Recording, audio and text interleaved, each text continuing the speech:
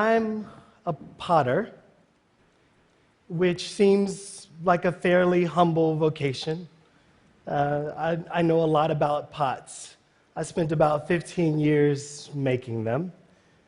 One of the things that really excites me in my artistic practice and being trained as a potter is that you very quickly learn how to make great things out of nothing. That I spent a lot of time at my wheel with mounds of clay, trying stuff. And that the limitations of my capacity, my ability, was based on my hands and my imagination. That if I wanted to make a really nice bowl and I didn't know how to make a foot yet, I would have to learn how to make a foot. That process of learning has been very, very helpful to my life. I feel like as a potter, you also start to learn how to shape the world. There have been times in my artistic capacity that I've wanted to reflect on other really important moments in the history of the US, the history of the world, where tough things happened. But how do you talk about tough ideas without separating people from that content? Could I use art like these old discontinued fire hoses from Alabama to talk about the complexities of a moment of civil rights in the 60s? Is it possible to talk about my father and I doing labor projects? My dad was a roofer, construction guy. He owned small businesses. And at 80, he was ready to retire, and his tar kettle was my inheritance. Now, a tar kettle doesn't sound like much of an inheritance. It wasn't. It was stinky, and it took up a lot of space in my studio. But I asked my dad if he would be willing to make some art with me, if we could reimagine this kind of nothing material as something very special. And by elevating the material and my dad's skill, could we start to think about tar just like clay in a new way, shaping it differently, helping us to imagine what was possible. After clay, I was then kind of turned on to lots of different kinds of materials, and my studio grew a lot because I thought, well, it's not really about the material, it's about our capacity to shape things. I became more and more interested in ideas and more things that were happening just outside my studio. Just to give you a little bit of context, I live in Chicago. I live on the South Side now. I'm a West Sider. For those of you who are not Chicagoans, that won't mean anything. But if I didn't mention that I was a West Sider, there would be a lot of people in the city that were very upset. The neighborhood that I live in is Grand Crossing. It's a neighborhood that has seen better days. It is not a gated community by far. There's lots of abandonment in my neighborhood, and while I was kind of busy making pots and busy making art and having a good art career, there was all of this stuff that was happening just outside my studio. All of us know about failing housing markets and the challenges of blight. And I feel like we talk about it with some of our cities more than others, but I think a lot of our US cities and beyond have the challenge of blight, abandoned buildings that people no longer know what to do anything with. And so I thought, is there a way that I could start to think about these buildings as an extension or an expansion of my artistic practice? And that if I was thinking along with other creatives, architects, engineers, real estate finance people, that us together might be able to kind of think in more complicated ways about the reshaping of cities. And so I bought a building. The building was really affordable. We tricked it out. We made it as beautiful as we could to try to just get some activity happening on my block. Once I bought the building for about $18,000, I didn't have any money left. And so I started sweeping the building as a kind of performance. I was like, no, this is performance art. And people would come over and I'd start sweeping because the broom was free and sweeping was free. It worked out. But we would use the building then to stage exhibitions, small dinners, and we found that that building on my block, Dorchester, we now refer to the block as Dorchester Projects, that in a way, that building became a kind of gathering site for lots of different kinds of activity. We turned the building into what we call now the Archive House. The archive house would do all of these amazing things. Very significant people in the city and beyond would find themselves in the middle of the hood. And that's when I felt like there was maybe a relationship between my history with clay and this new thing that was starting to develop. That we were slowly starting to reshape how people imagined the south side of the city. One house turned into a few houses. And we always tried to suggest that not only is creating a beautiful vessel important, but the contents of what happens in those buildings is also very important. So we were not only thinking about development, but we were thinking about the program. Thinking about the kind of connections that could happen between one house and another, between one neighbor and another. That this building became what we call the listening house. And it has a collection of discarded books from the Johnson Publishing Corporation and other books from an old bookstore that was going out of business. I was actually just wanting to activate these buildings as much as I could with whatever and whoever would join me. In Chicago, there's amazing building stock. This building, which had been the former crack house on the block, and when the building became abandoned, it became a great opportunity to really imagine kind of what else could happen there. And so this space we converted into what we call Black Cinema House. Black Cinema House was an opportunity in the hood to screen films that were important and relevant to the folk who lived around me. That if we wanted to show an old Melvin Van Peebles film, we could. If we wanted to show Car Wash, we could. That would be awesome. The building we soon outgrew, and we had to move to a larger space. Black Cinema House, which was made from just a small piece of clay, had to grow into a much larger piece of clay, which is now my studio. What I realized was that for those of you who are zoning junkies, that some of the things that I was doing in these buildings that had been left behind, they were not the uses by which the buildings were built. And that there are city policies that say, hey, a house that is residential needs to stay residential.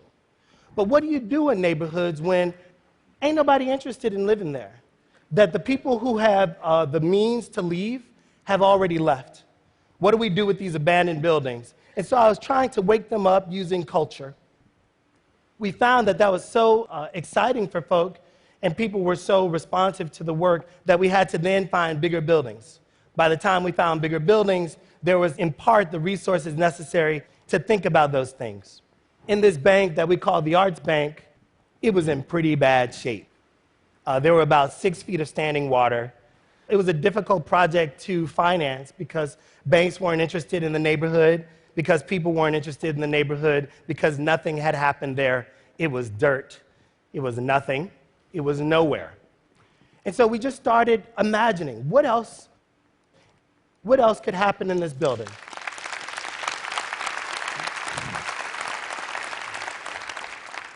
And so now that the rumor of my block has spread and lots of people are starting to visit, we found that the bank can now be a center for exhibition, archives, music performance, and that there are people who are now interested in being adjacent to those buildings because we brought some heat, that we've kind of made a fire. That one of the archives that we'll have there is this Johnson Publishing Corporation. We've also started to collect memorabilia from American history from people who live or have lived in that neighborhood. Some of these images are degraded images of Black people, kind of histories of very challenging content, and where better than a neighborhood that with young people who are constantly asking themselves about their identity to talk about some of the complexities of race and class. In some ways, the bank represents a hub that we're trying to create like a pretty hardcore node of cultural activity. And that if we could start to make multiple hubs and connect some cool green stuff around there, that the buildings that we've purchased and rehabbed, which is now around 60 or 70 units, that if we could kind of land kind of miniature Versailles on top of that and kind of connect these buildings by a beautiful green belt, that this place where people never wanted to be would become a kind of an important destination for folk from all over the country and world. In some ways, it feels very much like I'm a Potter, that we we tackle the things that are at our wheel. We try with the skill that we have to kind of think about this next bowl that I want to make. And it went from like bowl to a singular house to a block to a neighborhood to a cultural district to thinking about the city. And at every point, there were things that I didn't know that I had to learn. I mean, I've never learned so much about zoning law in my life and never thought I'd have to. But as a result of that, I'm finding that there's not just room for my own artistic practice, there's room for a lot of other artistic practices. So people started asking us, well, Theaster, how are you going to go to scale? And what's your sustainability plan?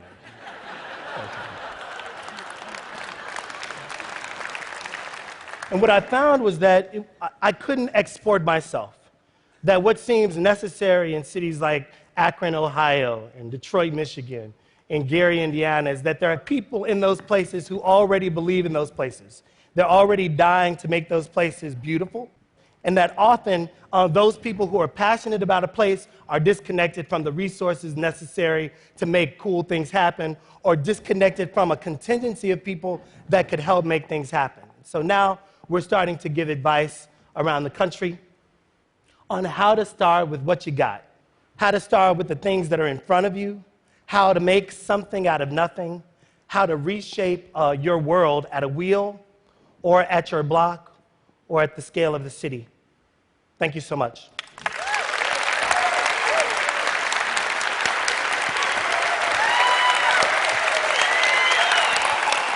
Thank you. So I think many people watching this will be asking themselves the question you just raised at the end: how can they do this in their own city? You can't export yourself. Give us a few pages out of your playbook about what someone who is inspired about their city can do to take on projects like yours. One of the things that I found that's really important is giving thought to not just the kind of individual project like an old house, but like what's the relationship between an old house, a local school, a small bodega, and is there some kind of synergy between those things? Can you get those folk talking? I found that in cases where neighborhoods have failed, they still often have a pulse. How do you identify the pulse in that place of passionate people? And then how do you get folk who have been fighting, slogging for like 20 years, re-energized about the place that they live? And so someone has to do that work. That if I were a traditional developer, I would be talking about buildings alone and then putting a for lease sign in the window. I think that you actually have to curate more than that. That there's a way in which you have to be mindful about what are the businesses that I want to grow here? And then are there people who live in this place who want to grow those businesses with me? Because I think it's not just a cultural space or housing. There has to be the recreation of an economic core. And so thinking about those things together feels right. It's hard to get people to create the spark again when people have been slogging for 20 years. Are there any methods you found that have helped break through? Yeah, I think that now there are lots of examples of folk who are doing amazing work. But those methods are sometimes like when the media is constantly saying that only violent things happen in a place, then based on your skill set in a particular context, what are the things that you can do in your neighborhood to kind of fight some of that? And so I found that like people, you know, if you're a theater person, you have outdoor street theater festivals. In some cases, we don't have the resources in certain neighborhoods to do things that are like a certain kind of splashy. But then if we can like find ways of making sure that people who are local to a place, plus people who could be supportive of the things that are happening local, when those people get together, I think really amazing things can happen. So interesting. And how can you make sure that the projects you're creating are actually for the disadvantaged and not just for the sort of vegetarian indie movie crowd that might move in to take advantage of them? Right on. So I think this is where it starts to get into kind of the thick weeds. That right now, Let's go there. Grand Crossing is 99% black, or at least living. And we know that maybe who owns property in a place is different from who walks the streets every day. So it's reasonable to say that Grand Crossing is already in the process of being something different than it is today, right? But is there ways to kind of think about housing trusts or land trusts or mission-based development that starts to protect some of the space that happens? Because when you have 7,500 empty lots in a city, you want something to happen there, but you need like entities that are not just interested in the development piece, but entities that are interested in the stabilization piece. And I feel like often the developer piece is really motivated, but the other work of a kind of neighborhood consciousness, that part doesn't live anymore. And so how do you start to grow up important watchdogs that ensure that the resources that are made available to new folk that are coming in are also distributed to folk who have lived in a place for a long time? Makes so much sense. One more question. You make such a compelling case for beauty and the importance of beauty and the arts. There would be others who would argue that funds would be better spent on basic services for the disadvantaged. How do you combat that viewpoint or come against it? I believe that beauty is a basic service. That